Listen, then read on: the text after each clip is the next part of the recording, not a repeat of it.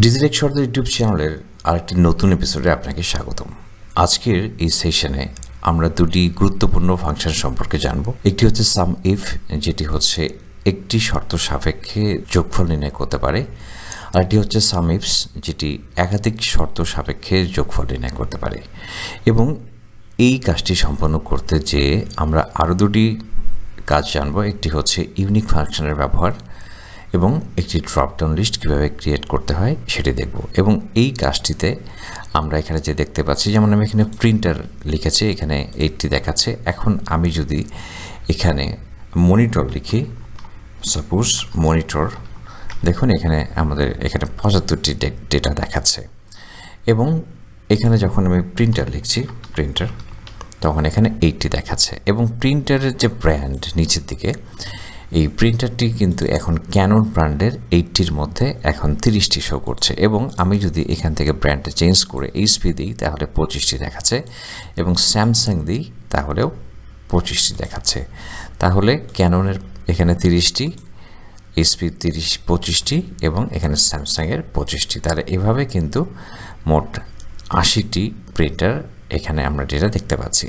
তাহলে কীভাবে এই ড্রপডাউন লিস্টগুলো তৈরি করতে হয় সেটি আমরা দেখব। যদি আমরা হার্ড ডিস্ক স্যামসাং কোম্পানি দেখতে চাই তাহলে এখানে আমরা দেখতে পাচ্ছি। তো এখানে একটার সাথে একটা রিলেটেড একাধিক শর্ত সাপেক্ষে এখানে যোগ করে দিচ্ছে এই সামি ফাংশনটি। চলুন তাহলে আমরা কীভাবে কাজটি করব এবার দেখি। তো প্রথমেই এখানে কিছু ডেটা রয়েছে, যেমন এখানে আমরা একটু কিছু আইটেম ওয়াইজ এবং সেটার ব্র্যান্ড এবং সেটার কোয়ান্টিটি দিয়েছি, রেট দিয়েছি, এবং টোটাল এখানে ক্যালকুলেশন করা রয়েছে। যার যেরকম করে ডেটা প্রয়োজন তারা সেভাবে ব্যবহার করবেন। আমরা শুধুমাত্র এখানে এটির ব্যবহারটা কীভাবে করতে হয় সেটি দেখব। আমরা কোয়ান্টিটির উপর বেস করে করছি, আপনি রেটের উপরে করতে পারেন, টোটালের উপর করতে পারেন, এটি আপনার ইচ্ছা।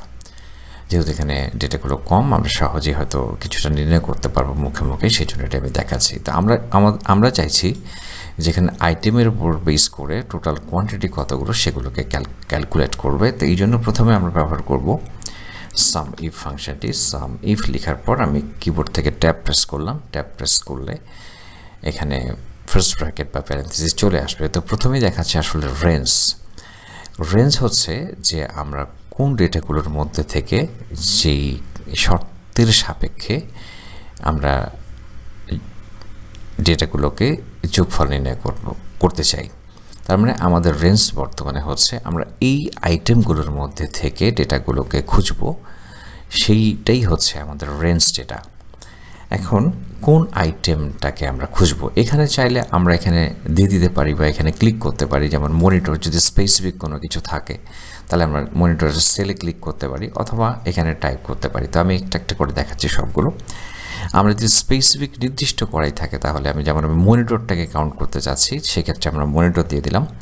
এবং এখানে এখন আমরা দিয়ে দেবো সাম রেঞ্জ, অর্থাৎ এই মনিটরের টোটাল কোয়ান্টিটিটি আমরা দেখতে চাচ্ছি কতগুলো রয়েছে। তাহলে আমি এখানে ড্র্যাগ করে দিলাম। এখন আমি এন্টারকে প্রেস করছি কিবোর্ড থেকে। তাহলে দেখুন এখানে মনিটর রয়েছে এখন 75 টোটাল মনিটর।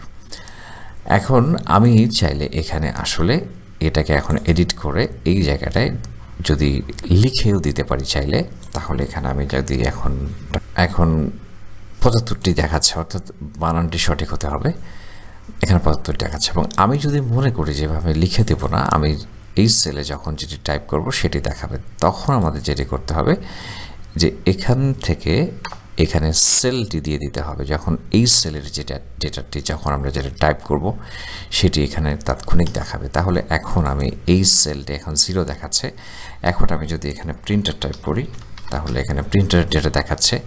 আমি যদি এখানে হার্ড ডিস্ক টাইপ করি, হার্ড ডিস্ক লিখি, তাহলে হার্ড ডিস্কের ডেটাগুলো শো করবে। তাহলে এই শর্তের ভিত্তিতে এখানে টোটাল কোয়ান্টিটি আমরা দেখতে পাচ্ছি। এভাবে আমরা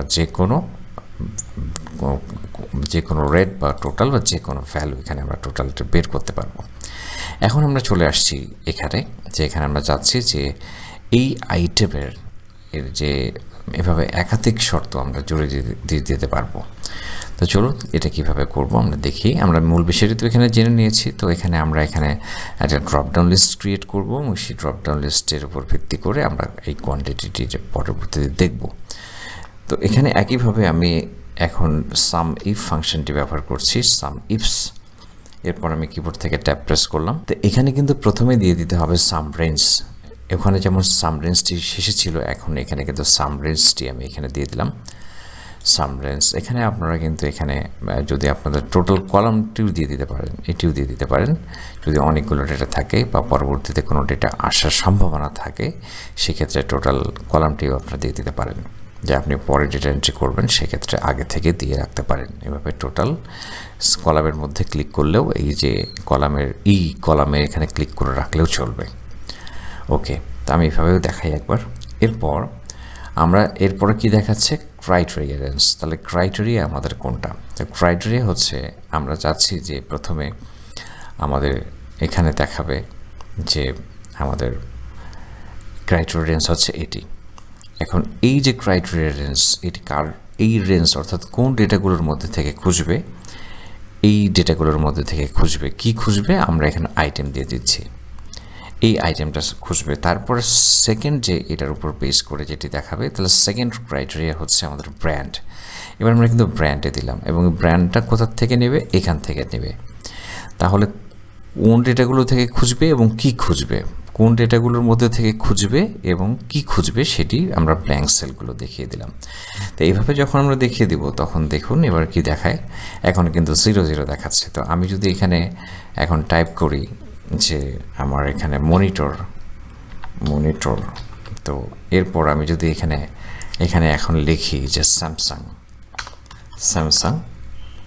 তো এখন কিন্তু আমাদের এখানে টোটাল মনিটর স্যামসাং ব্র্যান্ডের দেখাচ্ছে 20। তো এটাকে আমরা ড্রপ ডাউন লিস্ট ক্রিয়েট করে দেখাতে যাচ্ছি। তো সেই জন্য আমরা প্রথমে যেটি করব যে এখান থেকে আমরা ইউনিক ডেটাগুলোকে ফাইন্ড আউট করব। ইউনিক ডেটাগুলোকে আমি এখান থেকে জাস্ট কপি করে নিচ্ছি আর একটা নতুন জায়গায় এখানে এক্সট্রা একটা ঘর আমি এখান থেকে পেস্ট করে দিচ্ছি। পেস্ট করে আমি এখান থেকে ইউনিক ডেটাগুলো খুঁজে বের করব, যার জন্য আর একটা ফাংশন ব্যবহার করছি আমি ইউনিক। এখান থেকে এই যে ইউনিক ফাংশনটি ব্যবহার করছি। ইউনিক ফাংশনটি ব্যবহার করার পর এখানে যখন আমি ড্র্যাগ করে দেব তখন এখান থেকে আমার ইউনিক ডেটাগুলো এখানে চলে আসবে। তো এবার আমি যেটি করব যে এখানে আমাদের একটা ড্রপ ডাউন লিস্ট আমরা ক্রিয়েট করতে চাচ্ছি এখানে। তো এই জন্য আমরা এখান থেকে ডেটা ভ্যালিডেশনে যাব। ডেটা ভ্যালিডেশনে যাওয়ার পর এখান থেকে আমরা দেব লিস্ট এবং লিস্ট থেকে আমরা ড্র্যাগ করে দেব ওই এক্সট্রা সেলের এই ঘরগুলোকে ড্র্যাগ করে দেব। তাহলে দেখুন এখন কি হয়ে গেল, এখানে কিন্তু আমাদের মনিটর, প্রিন্টার, হার্ড ডিস্ক এগুলো চলে এসছে অটোমেটিকলি। এবার আমরা এখানেও ঠিক একইভাবে করতে পারি। তো এই জন্য আবার আমি এখান থেকে ব্র্যান্ডগুলোকে কপি করে নিচ্ছি। কপি করে নিয়ে এক্সট্রা সেলের মধ্যে আবার আমি এখন এই ব্র্যান্ডগুলোকে কপি করলাম এবং এখান থেকে একইভাবে আমি আবার ইউনিক ফাংশনটি ইউনিক নিয়ে আবার ড্র্যাগ করছি। তো এখানেও ঠিক এখানে 3টি চলে এসছে, আবারও দেখাচ্ছি। তো এবার এখানে এসে ডেটা ভ্যালিডেশনে যাব এবং এখান থেকে অ্যানি ভ্যালুস লিস্ট এবং এখান থেকে লিস্টে আমাদের দেখিয়ে দিতে হবে যে আমাদের লিস্টটি রয়েছে এখানে এই 3টি। ওকে, তো এখন কিন্তু আমাদের লক্ষ্য করছি যে এখানে যখন আমি হার্ড ডিস্ক স্যামসাং ব্র্যান্ডে দিচ্ছি তখন এটি দেখাচ্ছে এবং এখানে টোটাল কিন্তু ছিল 45টি স্যামসাং ব্র্যান্ডের হার্ড ডিস্ক সব রয়েছে। আমরা অন্য একটা আইটেম এখানে দেখি, সাপোজ আমরা এখানে প্রিন্টার দেখব, তো প্রিন্টার কিন্তু টোটাল 80 দেখাচ্ছে। তো 80 আমরা এখন যদি প্রিন্টার দিই, স্যামসাংয়ের 25 এবং তার এইচপি রয়েছে 25 এবং ক্যাননের হচ্ছে 30। তাহলে 25, 50 আর 30, 80। তাহলে এখানে টোটাল প্রিন্টারের সংখ্যার সঙ্গে আমরা আলাদা ব্র্যান্ড ওয়াইজ এটার আসলে টোটাল সংখ্যাটাও এখানে আমরা দেখলাম যে মিলে যাচ্ছে। তাহলে আমাদের এখানে আমরা টোটালটি দেখছি এবং এখানে category wise, sub category wise এখানে এটার যোগফলটাও আমরা দেখতে পাচ্ছি। তো এভাবে বিভিন্ন শর্ত সাপেক্ষে যোগফল নির্ণয় করার জন্য এই দুটো ফাংশন আমরা দেখলাম এবং সেই সাথে দেখলাম যে কীভাবে বেশ কিছু ডেটা থেকে ইউনিক ডেটাগুলোকে রিট্রিভ করতে হয়। পাশাপাশি দেখলাম যে কীভাবে লিস্টের মাধ্যমে ড্রপ ডাউন লিস্ট আমরা ক্রিয়েট করতে পারি। টিউটোরিয়ালটা যদি ভালো লেগে থাকে তাহলে অবশ্যই লাইক এবং কমেন্ট করে উৎসাহিত করবেন এবং পরবর্তী ভিডিও দেখার আমন্ত্রণ জানিয়ে পর্ব এখানে শেষ করছি। খুব ভালো থাকবেন।